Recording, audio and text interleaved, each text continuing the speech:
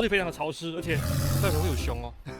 没错，这是剑山林道，剑山 Super 林道，全日本最长的林道。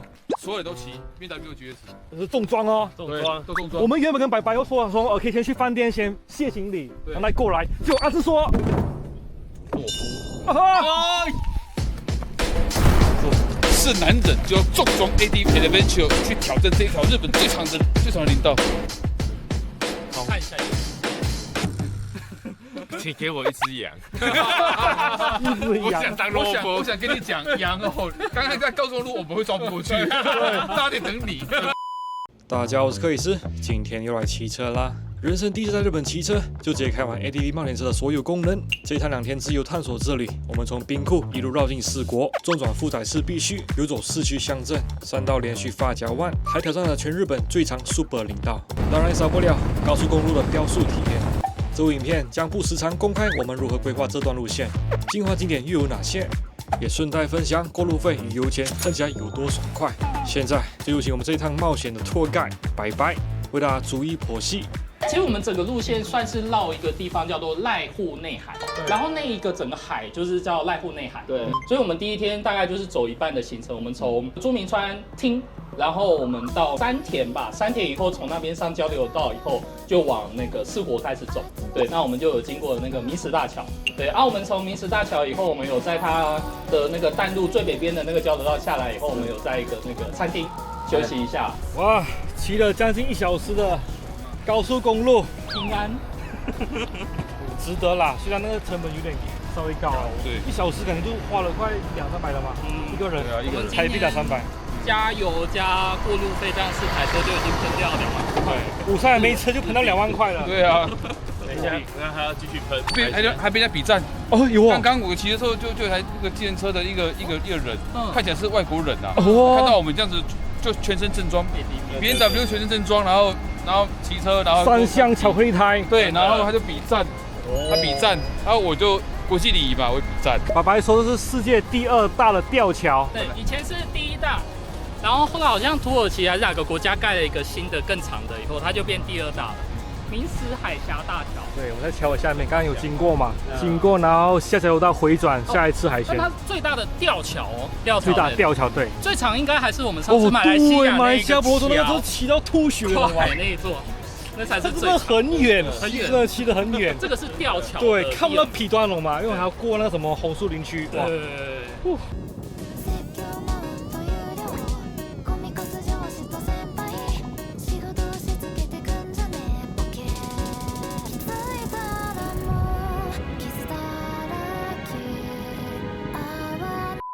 然后一定要办那个税卡、企鹅卡嘛，西瓜卡，7-Eleven也可以用，交通也可以用，贩卖机也可以用。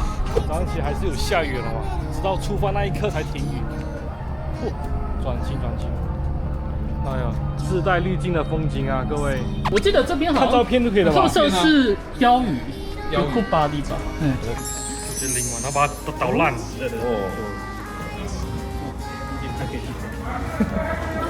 很有道理。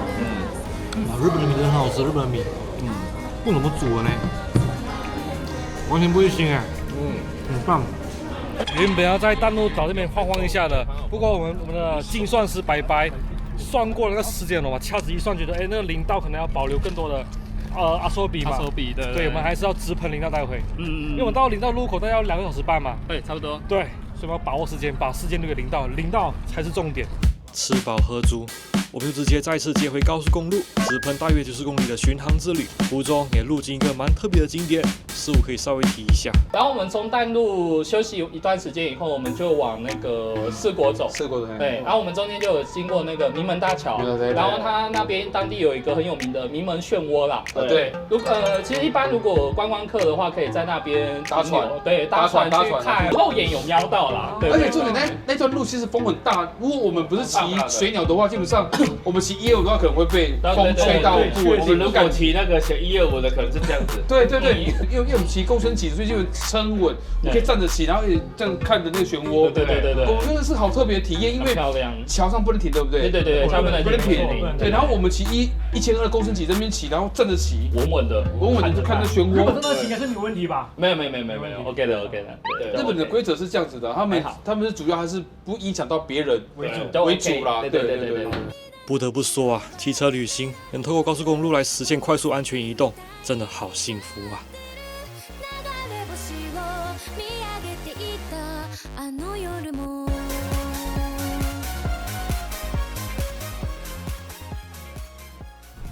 好久没有骑这种长途了。对啊，虽然都是高速公路，跟我们那时候东马骑感觉对完全。所以要骑长途还是要骑大排气量啊，比较轻松，像散步一样。等一下是林道哦，林道哦。林道好像就不一样了。而且没有重装。这段一口气从淡路岛北段到高速公路板野町出口，将近90公里的路程，却不到1小时就能达成，大部分的体力也得到了保障。可以好好的来面对午后的重头戏，丢弃传说中的日本最长的林道，对88公里耶，8公里。它在德岛，然后是叫做剑山 Super 林道。顾名思义，这真的是让人异常 super 兴奋的林道。高速公路下来之后，还得骑上大约1小时半，约60公里左右的综合路况，才能抵达剑山 Super 林道路口。途中会经过颇有年代感的小镇，让我仿佛穿越时光，置身90年代动漫世界的慵懒午后。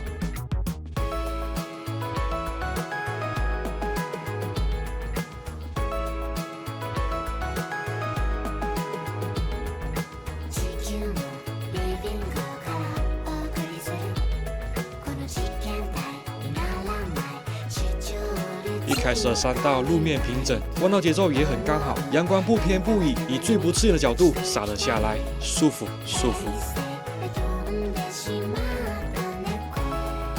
但这种惬意真的是稍纵即逝，过了某个转弯，路开始变窄变陡，地面也开始潮湿，路缘落叶堆叠，厚重的水汽也稍微让我感到了一些压迫感。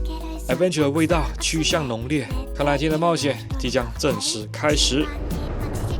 今天有一个漫步。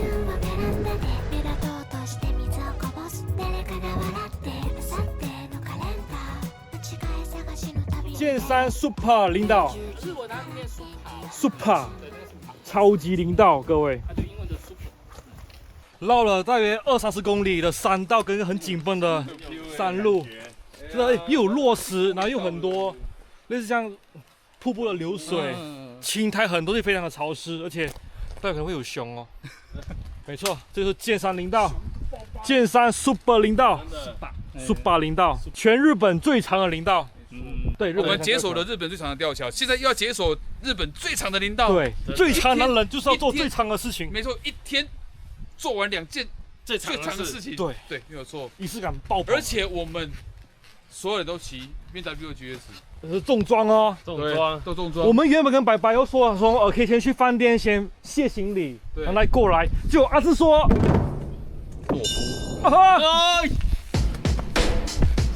是男人就要重装 AD Adventure 去挑战这一条日本最长的林道。好，看一下。请给我一只羊。我想当萝卜，我想跟你讲，羊哦，刚刚在高速公路我们会装不过去，大家得等你。6档8000转，没错，我追不上。在日本高速公路上面，你要超车一定要公升级啊，你才会比较有体力。而且车稳，它120上不去啊！哦，对啊，这不行，我赛都很难的。我们刚刚轻松，而且有重装，时速可以讲吗？我最高150呢。啊，刷过去了。就超车嘛，超车而已。对，没办法，超车要稍微拉一下。合法的啦，就刷过去这样子150。对，远离大车嘛，为了远离大车。路平平嘛，路平平，可是要爬到1000公尺高哦，海拔，很陡的，所以还是有稍稍陡，然后是碎石路。没错，我觉得还是要维持向上杯的那个传统。没信心才会卸台压。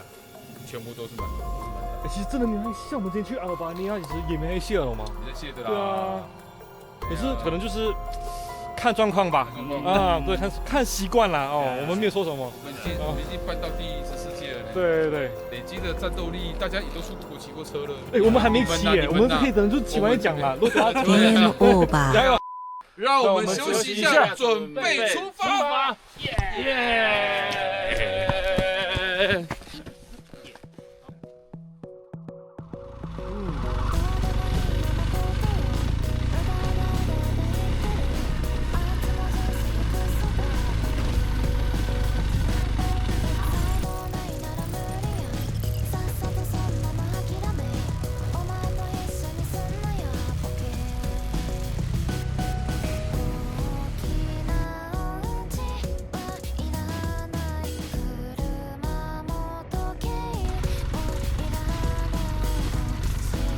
随着海拔攀升，能见度越来越差的苏本林道，后段几乎都是像是撞白墙找出口，也庆幸毫无意外，全员安全抵达了展望平台。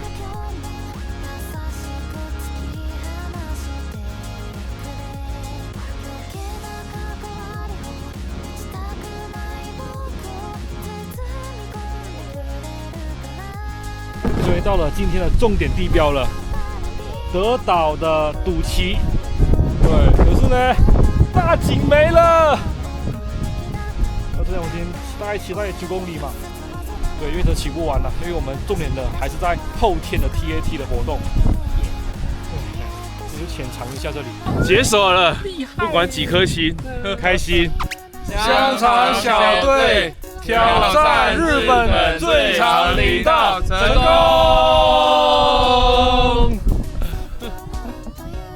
如此朦胧梦幻的浪漫氛围，让阿志的 GS 魂再度爆发。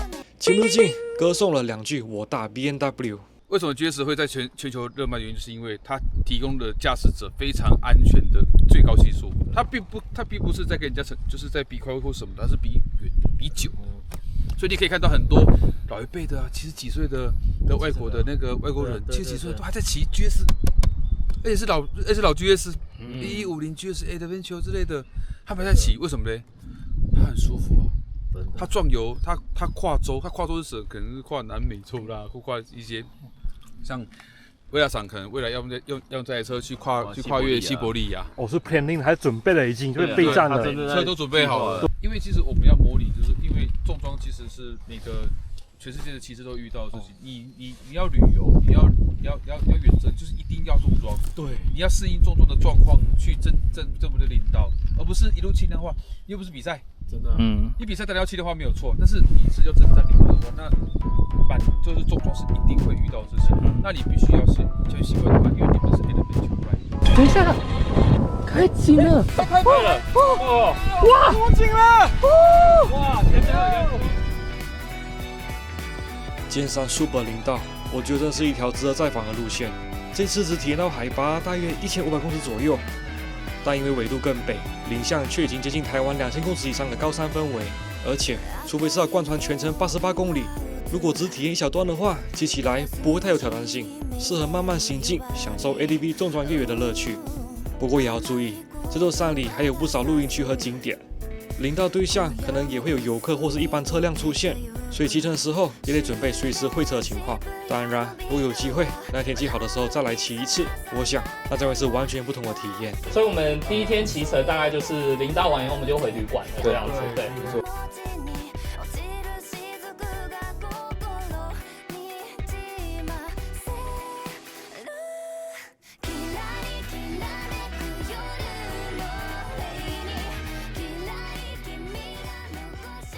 这边的林相在骑起来的时候，其实是很心旷神怡的蛮值得推荐来好好的壮游一番。听说要骑完，老前辈在讲，可能要7到8个小时，但是前提就是提早一天要在这附近住了啦。先住一晚，一早6点就出发，就像我们当时在跑那个58水路一样，58公路一样，早上6点出发，骑到晚上7点，就大概是这样子的。你要单攻一口气骑完这么久。你是不是要留休息时间、跟吃饭时间、跟那个喝水时间？那总共加大概也要多个2、3个小时。这就是比较。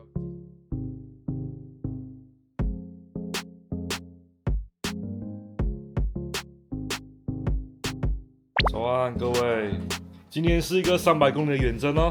没错，300公里的公路嘛，对不对？对，就高速公路，没错。特地为了日本行而买了X5，子弹时间，对不对？ helicopter。你要不要在车中间？来看到画面如何？请看 VC 啊。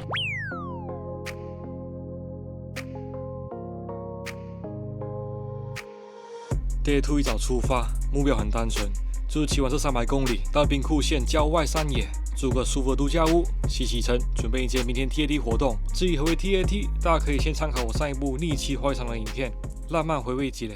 好，跳题怎么讲？哦，我们是讲满单，满单，满单就是加满。满单，对，满单，满单，对，满单对吗？数据不要降太多，我怕你会超重。哦，哎，OK 了，OK，Thank you，OK 的。太大了，这30几，23公升了。哦，很重嘞。对，而且应该还没满哦。因为它33呢。不还吧？今天国道到那边应该就对，降半桶了。直喷了。对，我们等一下要直喷到濑户大桥那边的一个休息站。直喷1小时半。对，100公里，1小时20分啊，差不多了。对。哦，又加满了，还好，舒服啊。可是会冷啊，可能要穿个外套啊，保个暖，怕会撞风。虽然现在太阳很大，但那个风吹还是会凉的，18度左右，很舒服，而且干燥。在日本骑车，其实就是享受这样的一个气候氛围啊，还有它的交通的人性化。因为你他们每一个动作，其实你都是可被预期的，不像在台湾，就是说你都要用战战兢兢的一个心情去骑乘我们国家的道路。而且我们骑了2天，像也没有人按喇叭呢。没有按喇叭，有啊，被辉哥。哦，他要找那个灯嘛。误触，但是被按到了，哎呀，按回来，再领到按回来。大男人不拘小节，早餐在冰天雪地解决后，就带着满腔热血以及快满缸的汽油，准备离开这宁静和谐的德岛市。300公里的高速远征正式开吹。说是远征，其实今天的任务就一个啦，好好骑车，不要累死，准时平安报到明天的 TAT 活动丢后。OK， 总之呢，今天没有林道，没有土路，纯的公路鸟行程。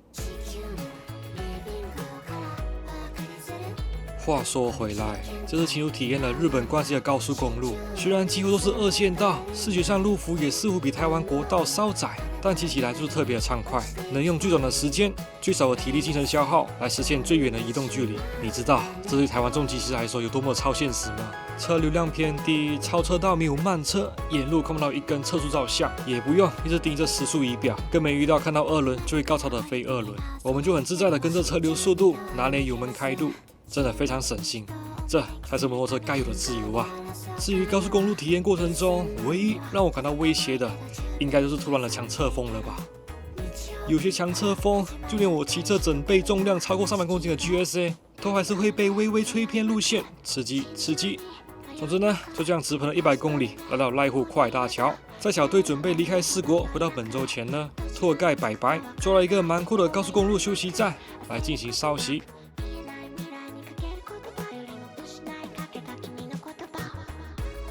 然后濑户大桥那边刚好有一个休息站，它直接盖在一个岛上，叫鱼岛。鱼岛上面，所以我们在鱼岛那边的休息站，我们就吃个东西一样，看一下岛。然后那边有一个那个下坡还蛮好玩的，它是一个螺旋形的好几层，对，他说360，好像子弹时间那个机车版、重机版本的子弹时间。香肠小队拓盖白白的推荐景点叫鱼岛，有西嘛。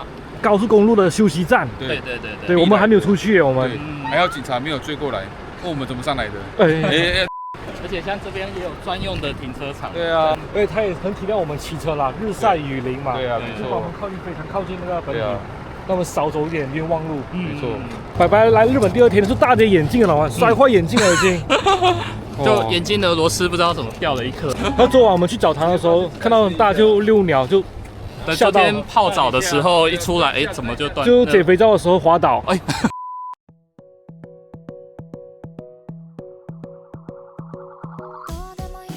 顺带一提，不久前有提到日本超好用的税卡，有时候会遇到电子支付没有这显示税卡的选项，但基本上点选交通系统分类就 OK 了，真的很方便。就算余额不足，现在用早已绑定好的信用卡也能实现5秒储值。这一次终于吃到牛了。在日本，你们觉得菜很少吗？蔬菜类的菜色很少，很少。为什么？好像是这边蔬菜比较贵吧，生产好像比较少一点。这种干冷气候的，对啊，这个气候种不出那么好的台湾的那么好的蔬菜。所以你看日本的料理，大部分说牛冻啊、生鱼片啊之类的，都是肉类居多。补充了足够蛋白质、盐分之后，再次发挥 ATV 舒适公路长征的优势，一口气直奔超过100多公里，快速移动来到了姬路市，近身感受一下世界文化遗产的熏陶。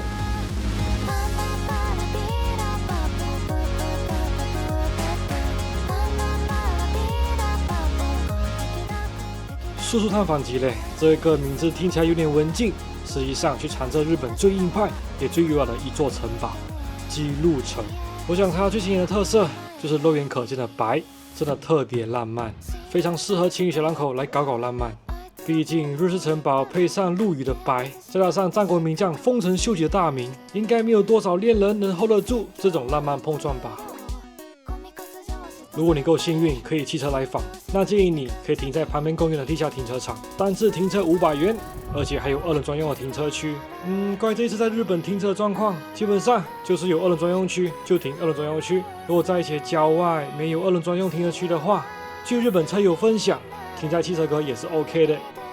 以我们状况来说的话，4台2轮就塞进2个汽车格，这样望周知。至于关于姬路城的历史，比起维基百科，还是听听辉哥的 freestyle 分享还比较有趣耶。1333年呢，当初敢跟明朝打仗的就有丰臣秀吉。又是实力强。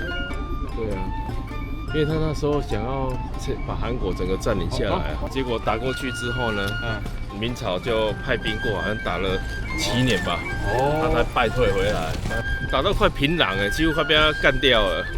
然后突然间，万历皇帝就是那个很胖不上朝的，突然间醒来坐不住了，派兵过来，我把姬路城摆下来了，噔噔噔噔。非常惊喜，在停车场公园旁发现了一个有点酷的商圈——本町商店街。但这商圈似乎都是在售卖一些在地民生用品，不太算是观光类型的商圈。走大概300米之后哦，感觉来到市区的感觉呢。哦，居酒屋也居酒屋啊。只是来一下啊。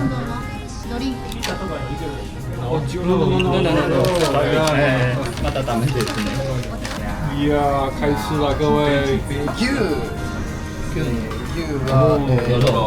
牛肉，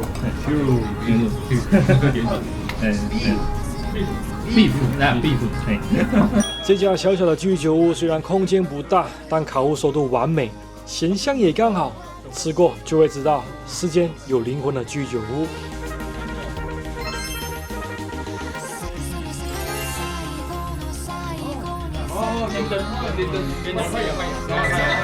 第二天，我们来自台湾，整个话匣子大开，一直跟我们分享他在台湾旅游的回忆，哪里好吃，哪里好玩，甚至连台北的某家卤肉饭都还记得。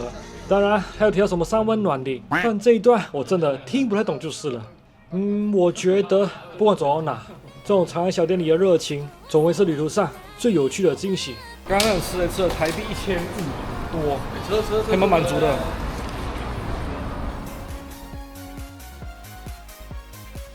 另外，顺便分享一下日本骑车旅行的小习惯，就是几乎每到的便利店，我都会买这种能量果冻，像是维他命或人体所需的微量元素之类的，来补充旅途中所消耗的能量。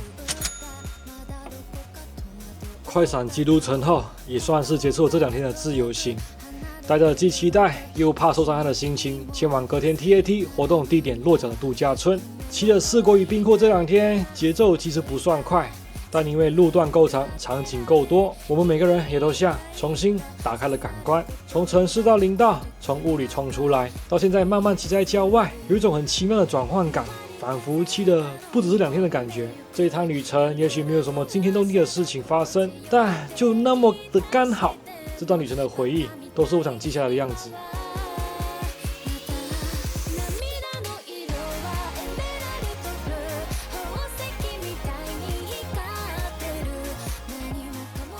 来到了 TAT 活动下榻的度假木屋，3年先生也第一时间迎接我们，真的很不好意思，毕竟他也是 TAT 主办单位的主要人员。在日本的这几天，3年先生百忙之中还特别的照顾我们，真的非常的感动。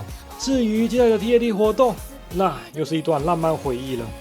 在此，就先让白白为大家补充这2天兵库4国的统计简报。基本上我们绕这一次濑户内海的高速公路，我有算了一下，我们大概走了300公里的高速公路的天吗？全部就绕一圈回到那个车库，大概这样一整段的距离，这样子大概300公里。然后我们这样的话，整个通勤费一个人15000日币这样子，所以大概3000块台币左右这样子。这2天下来，一个人3000多块，对，所有的高速公路的通行费这样子，不便宜的。我们这样日本绕一圈我们是大概42块1公里，日元，所以大概台币8块。这样子，我们台湾高速公路1公里大概是1块钱而已，对，差不多就是通行费的话。难怪在日本的高速公路其实车很少车很少我觉得它是用价格去强迫大家分流啦，就是你真的有需要长途旅游的话，而且再让你去选择，对，因为毕竟8倍的价格。因为我这次也讲一下，因为我们这次用的车是上野先生提供给我们的嘛，对，那这一次比较特殊是，虽然它上面是有那个 ETC 的设备，但这次我们没有 ETC 卡，所以所有的那个过路的部分全部都是要走一般就是用现金的方式去做支付这样子。所以我们那时候基本上到每一个那个匝道，就是它的那个收费站的地方的话，料金所他们叫料金所，对，料金所，那就是都要先手动来取票这样子。对，它的入口都是要先大家会拿到一张票，如果不走 ETC 的话，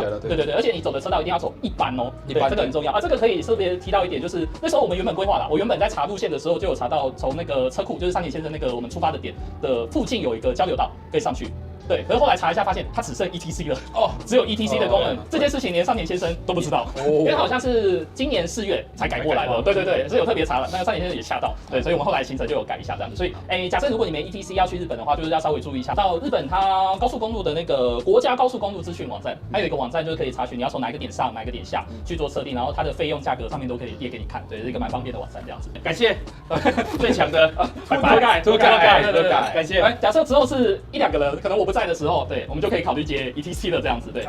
ETC 其实现在好像日本那边的租车公司其实都可以租得到，对，所以其实可以跟他们直接租那个卡，直接买车了。我觉得辉哥应该会买车。然后我们刚讲高速公路大概300吧，然后我们刚这样4天的总里程，我们大概骑了1100到1200公里左右，这样子对。然后我们在日本的话，加油的话有分3种油啦，对，有分柴油，然后有分那个 Regular 跟 Hyper， 就是我们台湾的95和98，对。那一般大部分日本去租车骑车应该大部分是加 Regular 就95就好了，对。但我们这次都是大鸟，对，所以油要用好一点点，没错，而且这是朋友的车对，要加好的，对，所以我们就要加好一点的油，对。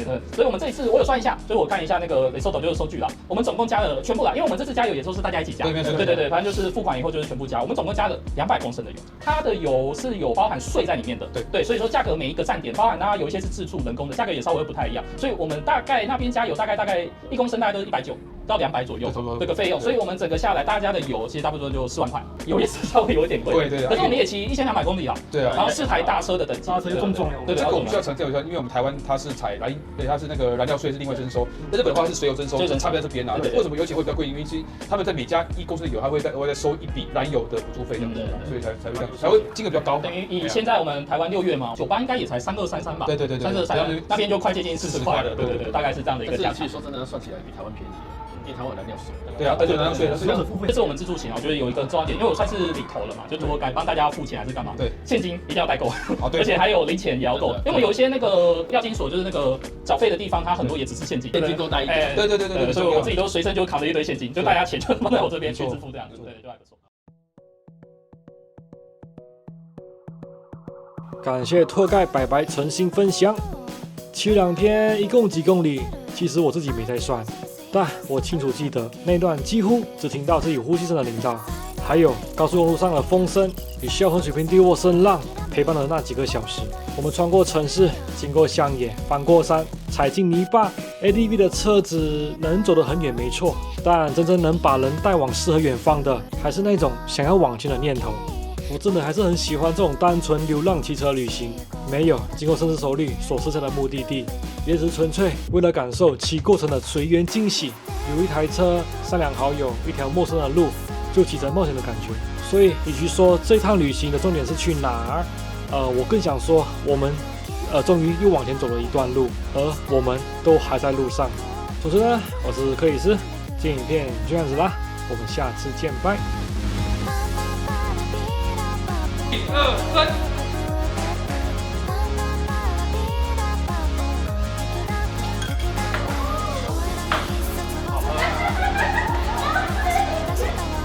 我要唱歌了，我也想唱歌了，再喝下去怎么高音都上去。